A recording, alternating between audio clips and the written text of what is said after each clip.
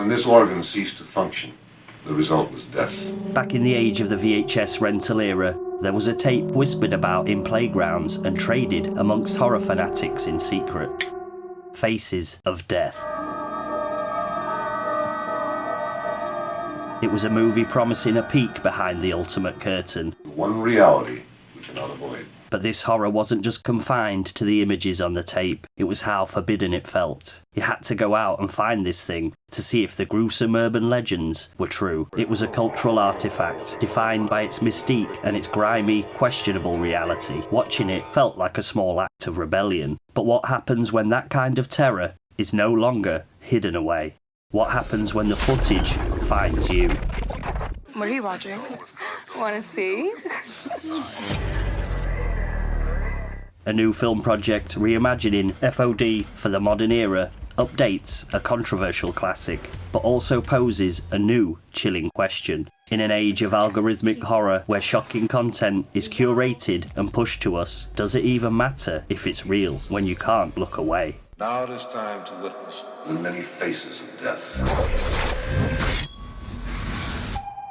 This is the story of how our greatest fear evolved from a banned VHS tape to a systemic, unavoidable presence on the screens in our pockets.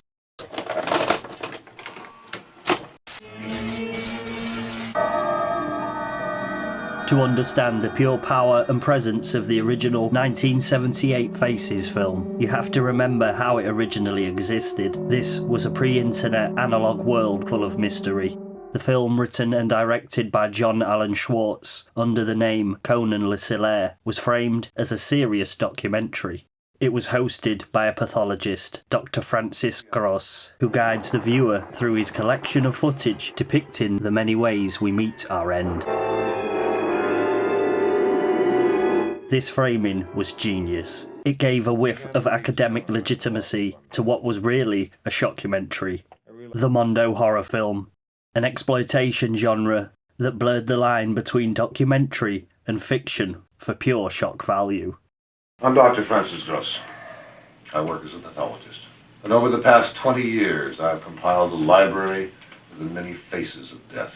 The film's biggest hook was its ambiguity. It masterfully mixed real, pre-existing footage, like newsreels of accident scenes, with elaborately faked scenes of violence. That infamous scene of tourists eating monkey brains, totally staged, using styrofoam hammers, cauliflower for brains, and a trained monkey. But other moments, like a body washing ashore, were tragically real. This constant uncertainty was the engine of its horror. As a viewer, you were pulled into a sick psychological game. Am I watching an actor, or am I watching someone's last moments? The film's legend grew thanks to its brilliant marketing, which claimed it was banned in 46 countries. While this was largely a tall tale, the myth turned the tape into a piece of forbidden fruit. Though the film did face actual censorship, it was officially declared a video nasty over here in the UK. You couldn't just rent it at the local video shop anymore. You had to know a guy who knew a guy with a bootleg copy, passed from hand to hand like a dark secret. The grainy, degraded quality of the VHS only added to the feeling you were watching something you weren't supposed to see. A man hired to defend the alligator lost his life to the very creature he was trying to protect. The horror was in the act of watching itself. That era of taboo, however, is officially over. Today, the boutique label Vinegar Syndrome has released FOD in a pristine, fully uncut 4K restoration.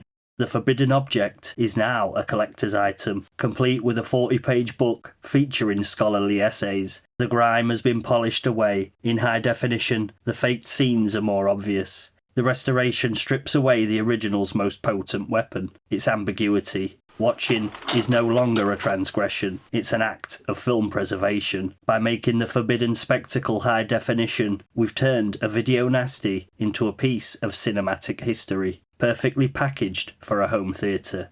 The monster has been domesticated.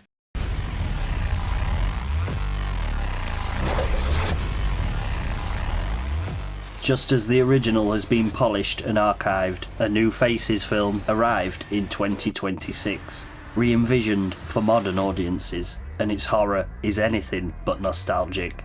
Directed by Daniel Goldhaber, the mind behind the online thriller Cam.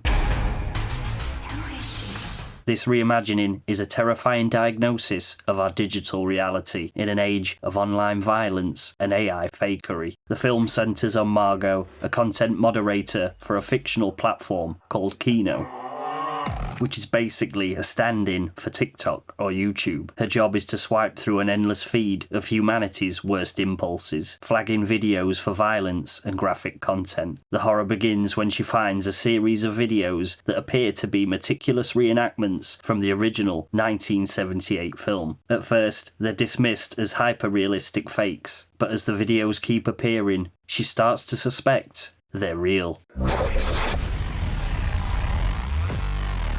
A man named Arthur, played by Dacre Montgomery, is a creator who understands the language of the modern internet. He knows that in the attention economy, shock is a currency. He performs for an online audience, using the platform's own systems to chase views and fame. Here, the central question of the film shifts completely. The horror of 1978 was, is it real? The horror of 2026 is, it's real, and the system is forcing me to watch.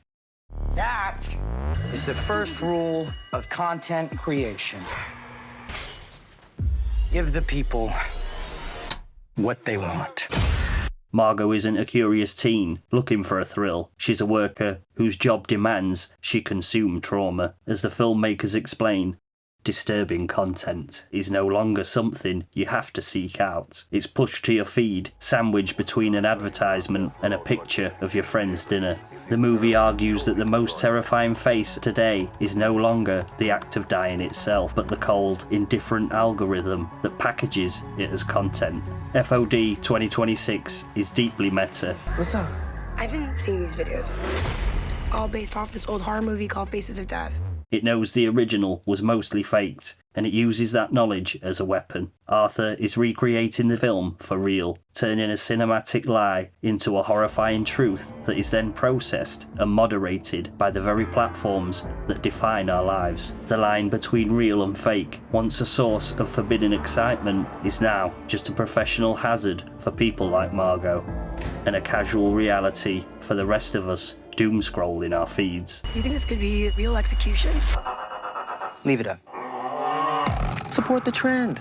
Comparing the two Faces films reveals a profound and disturbing evolution in our relationship with violence on screen. The journey from the household video player to the algorithm is really a story about how the audience has changed. In 1978, the viewer was a voyeur. You were an active participant in the taboo simply by choosing to press play. The experience was defined by a sense of personal curiosity and transgression. On some level, enjoying the illicit thrill. You could always turn the tape off, eject it, the power was in your hands. The 2026 reimagining argues that this power is now an illusion. The modern viewer isn't just a spectator anymore. We are all participants in a huge, automated system of content delivery. Margot, the content moderator, is the perfect hero for this new era because she represents our collective role. She's watching because it's her job, because the system needs a human to filter the inhuman. The original film shocked people with its graphic, ambiguous images. The new film horrifies us with its vision of a system where real violence is inevitable and our engagement with it is monetized. When Margot posts on Reddit to investigate, the videos only become more popular, feeding the very monster she's trying to stop. Her attempts to fight the system only make it more efficient. This is the new horror, the terror of complicity. We like, we share, we watch, and in doing so, we become unwitting cogs in the machine that promotes the next horrific video. The audience is no longer outside the spectacle looking in. We are inside the feedback loop, and our attention is fueling the nightmare. It was a very emotionally rough time for me, and I thought I was going to go mad.